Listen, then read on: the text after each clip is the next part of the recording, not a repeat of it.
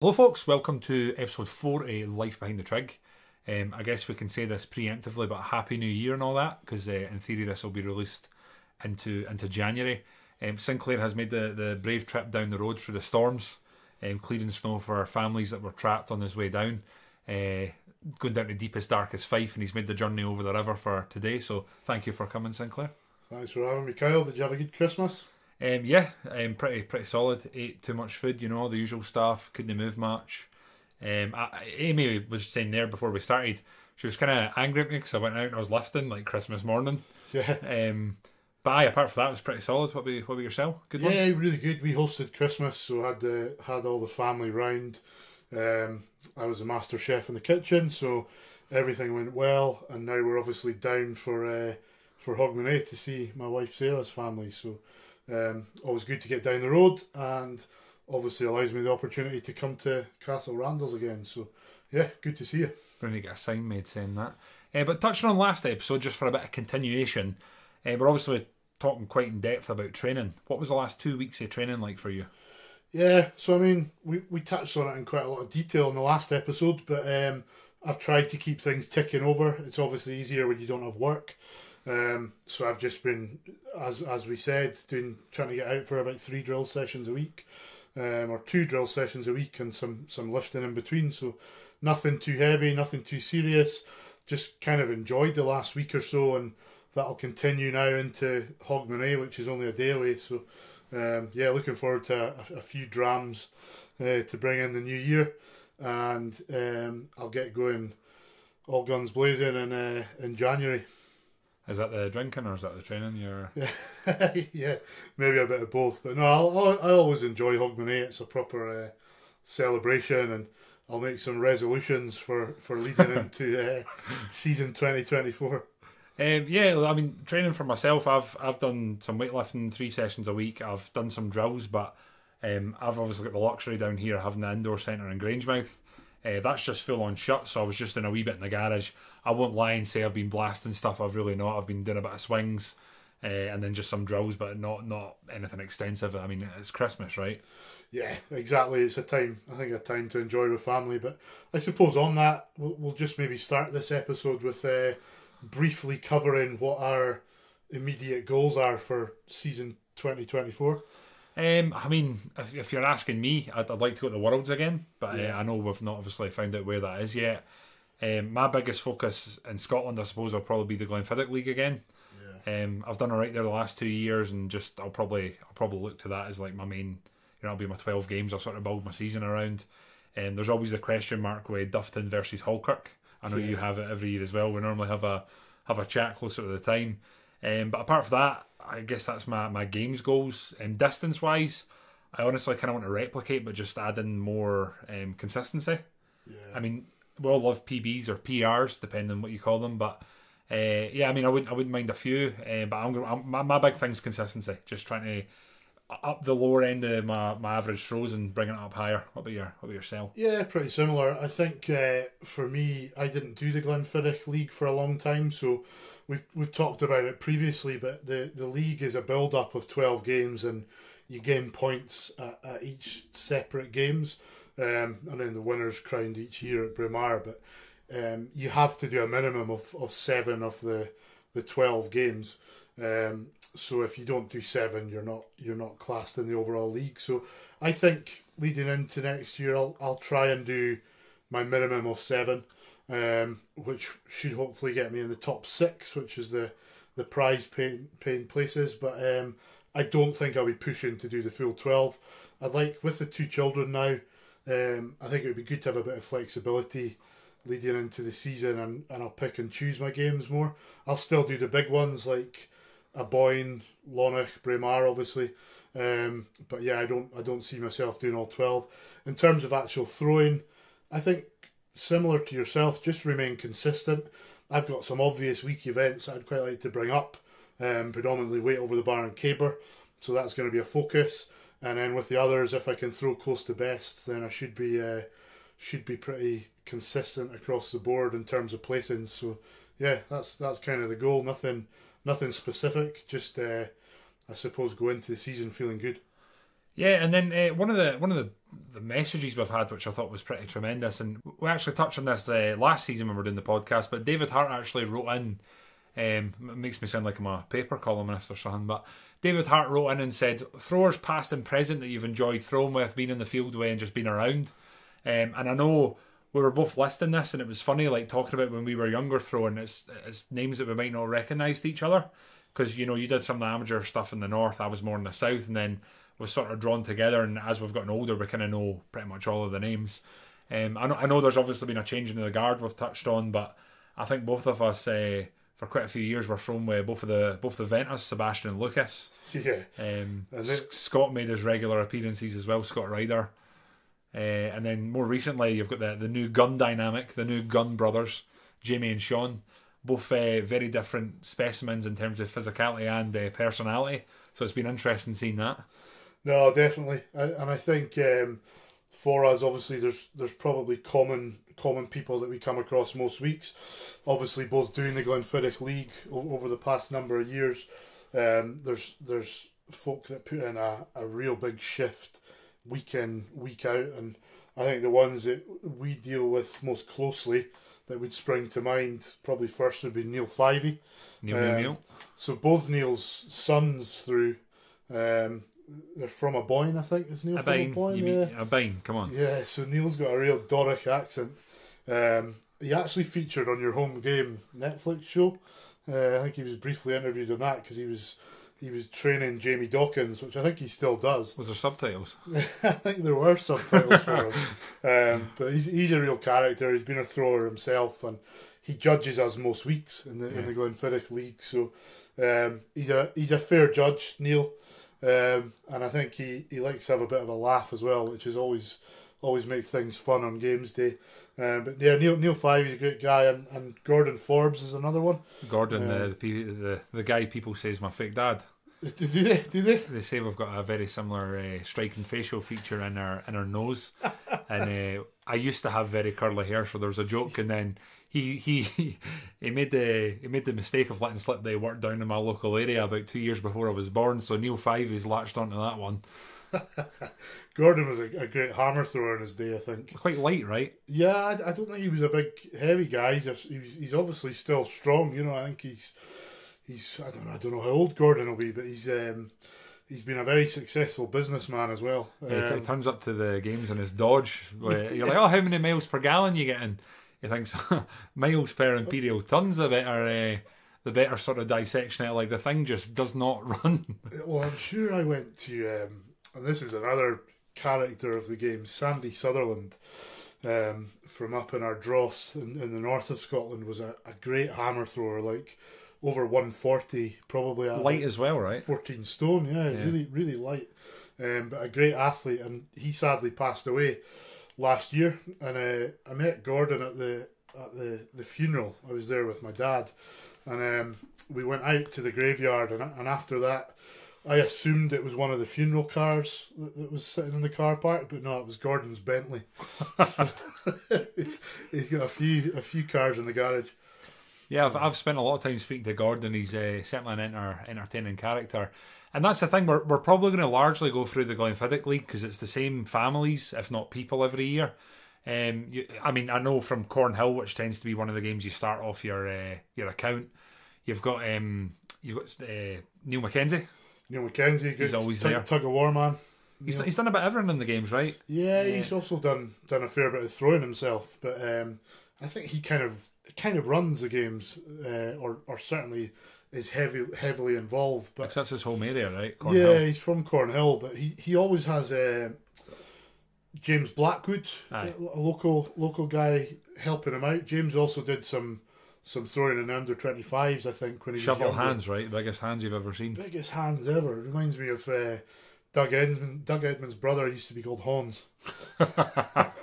Massive hands, but I think that naturally a really strong guy. He apparently lifted the Dinny Stones, no bother at all. And he's another light character, right? Like, he wasn't a massive guy, so yeah, we'd obviously done something wrong. Yeah, he's always funny because he like we're puffing and panting when we put the caber back up, so he usually just takes over and sticks it up about 30 times, no bother at all. Not even breaking a sweat. No, that fit guy. So yeah, I mean they're some of the first guys we see. Kick the season off obviously at Cornhill, which is early in June. It's always a good games to sort of kick off the Glenfiddich. I think it's the second one in, isn't it? Yeah, and then I mean another, again, ex-throwers that have turned sort of judges. You've got obviously I don't know if you call it the dynamic threesome, but you've got Pete Hart, Bruce Aitken and Stephen King. Obviously all of them thrown before. Pete's obviously been mentioned before, he's getting the kids going. Spent a lot of time getting to know Pete, whether it be luckily or unluckily. Some people would argue either way. And then touching on, again, you get characters in the games that maybe aren't people we deal with every week, but you've got Stuart and Sheila McBride. They're like the gentry, the gentry or the landed. They certainly have an aura about them of like a laird and a lady. Yeah. They come on the games, they're well dressed, they've normally got their dog with them, and they do a lot of sponsorship. But they're lovely folks, older but always around, always pleasant, always have a bit of a laugh. Best dressed people at the games, definitely. Definitely. He's got the big Santa beard. Yeah. If you saw him, you would know him. Yeah, just for what you've just said. Yeah. I think he does do Santa. Does he? Yeah, I think he does. But yeah, again, great folk.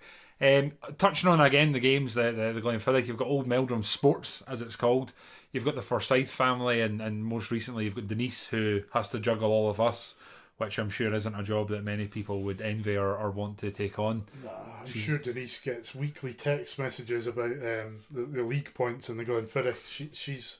Is she secretary of the Grampian Games? I think that's her position now, yeah. And as I said, she'll be juggling us, asking her the same questions week in, week out. Yeah, with Cornhill, I think our dads met at Cornhill a few years ago. Yeah, we mentioned this before. Like my dad sat and spent the full day. He says I was speaking to a guy, and he says his son throws, and this was like years ago, the first time I went to Cornhill. Yeah. And he sat speaking to him all day. I think they had a couple of whiskies, and my dad basically was like, "Oh, it was Sinclair's dad." So the two of them sat at the sideline watching all day, having a whiskey, and didn't really mention who he was, which speaks to your dad's sort of character as well. Yeah, that's quite funny. And it was that same weekend, I think. Was it that same weekend? I know they talked about the infamous Pete Hart punch of Craig Sinclair, which we won't get too much into. We don't want violence on the field, but yeah, sometimes tensions are high. Oh, that's the thing. Spirits are at an all-time high. There's tensions. There's a lot on the line. You know, you've got the honour of the local area. Speaking of the honour of the local area, another Glenfiddich games, you've got Tom and Tool, or Towel, depending who you speak to. You obviously had Patricia and Finlay, both from there. They've sadly passed in the last few years. Those who know Patricia should be wearing a white blouse, charging around the field, officiating the field events. And no matter rain, sun or shine, whatever you've got should have the white blouse on, walking at 45 degrees through the sunshine. You've got Danny Robb from Abine. Danny's kind of quite new on the RSHGA scene, isn't he? He's got quite an official type role now there, and I think he's doing some really good work. Yeah, playing the political game, he's good at all that. He certainly knows he knows how to handle all of us. He spoke to us at a bit of length. And then you've obviously got Robbie Shepherd. I think many people wouldn't argue with calling him the voice of the games, especially the Grampian games. Yeah. He's obviously well known. I mean, he's done everything. Yeah, Robbie's well known, obviously, in the traditional music world as well. For years and years, he hosted a Sunday evening traditional music show on Radio Scotland, which is one of the biggest sort of radio channels in the country. And he'd always have a fair dram in him at the games as well. That's for sure.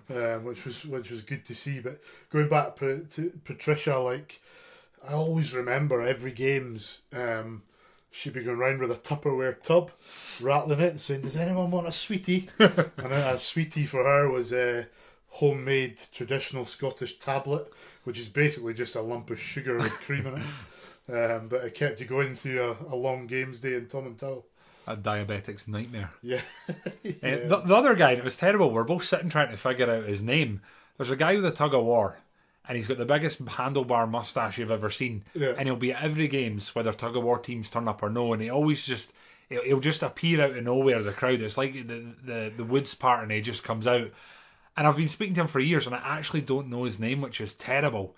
But he's the most friendly guy. He'll be like, "Oh, he's wanting to put a team in," and I'm always like, "No," because you couldn't pay me to do the tug of war. But yeah, there's characters all the time, and we were talking about, we came through the amateur games, which don't really exist anymore, but it's amazing how the names that introduced us differed. I mean, up your way, you obviously had, Rab Ritchie. Yeah, Rab Ritchie's well known, and he's been involved with the game since my dad threw. He was a thrower himself. He's a bit of a legend in sort of shinty circles. Yeah. Up north, they play a lot of shinty, which is similar to hockey, but 10 times more violent. And he's well known in those circles, but he's also been involved in judging the Highland Games for probably the last 30 years. But he's got some help along the way there in the amateur games in the Highlands, and probably some to mention would be Mike Scott. Mike's another one who's been involved for absolutely years and years. And then I feel bad, I don't know Sheila's second name, but Sheila's another one. She was a midwife in her day, and now she's retired and still volunteers probably for about 10 Highland Games a summer. She's an absolute mainstay in the sort of amateur circuit in the north. And another one to mention, or two to mention, who you probably know pretty well, are the Allens as well, Graham Allen's mum and dad. Yeah, so I actually met Sheila and both of the Allens firstly through athletics. They're quite, I don't know how it works, but they're quite highly graded officials. So when I was competing at the British Leagues and the Scottish Champs, etc., they always tended to be down there judging. So that was the first time I'd actually met them. And then obviously I came up, and I think the first time I met them all would have been Newton Moore. And it was like a familiar face. I was like, "Oh, I know yous, Yeah. And then I realised they were obviously Graham Allen, another former thrower, and they're his parents. But again, it's funny how it differed, because down here at my amateur games, the judges you encountered were Walter Weir, Willie Robertson, and Alan Pettigrew, along with, a lot of the time, most of their wives get dragged along to the games. They don't get the option. So that was kind of who I dealt with here, and it's funny how they've sort of crossed paths at times. Yeah. But yeah, again, the characters, you ask everyone, they'll be different people. Yeah, and probably one we can't not mention would be Douglas Edmonds. I think we've both been fortunate to be involved with Edmonds games, probably in various places. I've been, Glasgow Green, used to go to Callander. I've also been fortunate to go to Latvia, London, a lot of travel through the Edmonds family, and Gregor's kind of continuing that tradition. He runs a few games in the Central Belt. I think he still does Mulgai. Highland Games, and also where else does he still do? Carmunnock. Well, Calendar when it's on, Carmunnock, Helensburgh. He's been to quite a few times, so he's still flying the flag for the Edmonds family. Helping the games go on there. And then I think it would be a crime not to talk about the dynamic duo of Neil Elliott and Willie Faulkner. Nelly Power. They've been knocking about together. Two former throwers that still throw, but have been training together for years. Have got an absolute catalogue of medals in the athletics scene for pretty much most of the throwing events. Those who know Neil will know him as Nelly, and you either know Neil or you've never met him. There's no middle ground on Neil at all. And honestly, I think the interesting thing is, if you ask any heavy, the list that we've just mentioned would differ for person to person for each area and what timeline they've been in. Obviously, I think we both agreed that we don't need to speak any more about Hamish. Sir Hamish M. Davidson doesn't need any more mention. We've spoke about him enough. But I mean, you move around. You've also got the Coulthard family. Yeah, Lauren's mum and dad, brother as well. Yeah, there's a squad of them heavily involved in the games. Lauren's dad actually still throws in the Perthshire League, which is great. Like it brings young ones up, like we've talked about. Pete Hart's training group, but you also see, I suppose, older throwers in there as well who love it. It allows people to keep competing in a local league. So I suppose it's working at both ends of the spectrum. But yeah, they're heavily involved with a number of games. People that we see week in, week out, who are like characters as well. And we've mentioned already Murdo in a previous podcast, but Murdo's dad, who I don't think has ever thrown. He could have thrown. Like I think he'd be a pretty scary guy to throw against. And I know he was a policeman in like the Gorbals, a rough area of Glasgow. Drumchapel, but he looks like he could have thrown a long way. And he's at every games with Murdo, isn't he? Very supportive. He's always in the background in the field, and they always say, "Oh, how are you getting on?" And he's another one of these guys that's just got like a big guy aura. He doesn't need to say anything all the time, but he's just a bigger fella. Yeah, he's probably about 6'5" and still 19 stone. I think he did quite a bit of tug of war. Did he do tug of war? If I'm not mistaken, yeah, because I remember him saying he wished he'd known more about the heavies if they'd done that. And obviously they're from down Oban way, the west coast. Down that way you've got the elusive Brian Robin. Phil. Probably one of the harshest judges in the games, and I'm a big fan of that.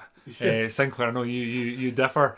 Because also down that way we've got Willie and Elspeth. I think her father used to throw. So she's sort of fallen into the games and can't escape the hold it's got on her. So they're also, again, pretty harsh judges, which, again, I love. I'm there for that. But yeah, like, again, there's going to be people we forget here. And the second we stop recording, they'll be like, oh, there's so-and-so. Yeah, there's definitely people we'll probably miss over. But these are definitely all characters of the games. And, again, people who the games wouldn't run without. I think, important to mention, Brian Robin, I think, was world caber champion. I'm pretty confident, actually, of that. I was actually speaking to him just at Mull the other year, and I was saying, like, what's one of your favourite throws? And he told me through 150 foot in the middle of Dubai in like the 1980s in the desert. Yeah. And he says it's one of those things. He was like, I don't know how I did it. I didn't really have boots sunk in properly. And he says one of his favourite ever throws. It's just such a random place to throw 150 feet, you know. Some huge throws, but he was great with the caber. I actually sent him a video I found not too long ago, competing abroad somewhere. I think it was Canada, and he tossed a huge caber to win the championship. So, no, great guy, and good judge as well. He's not doing as much now. I think he's kind of tapering off, but he's been around and very supportive for a number of years. But that kind of brings us on to, obviously, over recent years, there have been changes within the RSHGA, which is the Royal Scottish Highland Games Association. But there's also some people who are consistent, kind of week in, week out there, and one that I see a lot in the north is Alistair MacDonald. Alistair's sons both run, the twins, good runners, but Alistair's at a number of north games and has certainly supported and helped. A lot of them continue after COVID as well, so always good to see him up north. Down this way, you've obviously, I mean, they go to all the games, but it's more Fife, and down the central belt, you've got Ian Grieve. I think he's recently sort of stepped down and ended his tenure as secretary of the RSGA. I've spoke with Ian lots over the years, and I'll give him a wee phone now and again to see how he's getting on. Probably much to his displeasure. Also, you can't really mention, there seems to be a lot of dynamic duos in the games. You've got Shane Fenton and Adam Crawford. Yeah. They're heavily involved on the athletics side, so they do a lot of the handicapping. Fife games, isn't it? Yeah, the Fife games. Yeah. Definitely like the running down in Fife, put it that way. Yeah, well, there's a lot of betting involved. See, I've heard that. Yeah, traditionally there's a lot of betting involved in the professional athletics side of the Highland Games. I don't think there's so much on the heavies, but with the running and maybe even the cycling, I think there's a lot of what used to be potentially illegal betting. Again, I don't imagine there's too much excitement betting on all of us, you know. No, exactly. Who's the heaviest breather? Oh, God, who knows who's winning that one. You've obviously also got the immortal Chazamuzza, Charlie Murray, the moustache wonder of the games. He obviously does a lot behind the scenes, and he's the returning president, right? He's already served a couple of terms. Is he back in? I think he's back in as the president.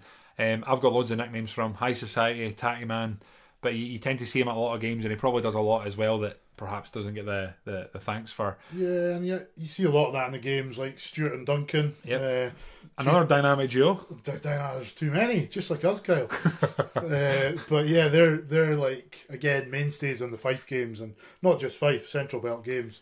Really good pair who, like, they've got a good system going, don't they? Yeah, they know us all well, and they know what to look out for as well in terms of fouls. And if someone's late, they'll wait on them. That's something they'll do. But they're both sort of local to the Blackford area. I know Stuart's obviously from there, Duncan's just along the road, so that's kind of their home games. And I think the other thing we can talk about is every year this list can be, obviously a lot of times sadly, subtracted to and added to. And I know recently Craig Dunbar, I'm sure you know him, he's got a straw hat on, commentates like an auctioneer at a lot of the games. He's just stepped in as secretary of the RSGA. So he has. I spent a lot of time seeing him. And he's a retired sort of lawyer, so I've spent time professionally like working with him. So he'll be more involved. But Yeah, like it's a list that could constantly evolve and change, and that's pretty much what the Highland Games has. You know, you step maybe sideways if you're a thrower or an ex-runner, and you sort of come in, you help out, and that's how this works. Yeah, I was listening to Scott Ryder's podcast that we did 3 years ago now on the drive over this afternoon, and Scott talked about how important it is for people to stay involved with the games, in particular throwers. You know, like just passing on that knowledge. So hopefully, that's something that we're able to do through this podcast. And I suppose that kind of brings us on. Like if people have topics that they want covered in the podcast, just let us know. Also, I think in the future we're hoping to maybe do some sort of throws breakdowns as well, Kyle. So if you want to send us some video footage, we'd be more than happy to sort of break your throws down and give you some feedback. And there's no saying it's going to be the best, but we'll do the best that we can. And whether it's the podcast or YouTube, it'll be on there. Obviously, Kate Sinclair and I are both specialists in the caber, so that's something we'll be able to help extensively with. I'm sure you'll know. Again, probably the event I know the least about. But again, you send anything in, we'll do our best. But yeah, just a sharp, quick episode for this week. And yeah, we're looking forward to doing a few more and seeing where this goes.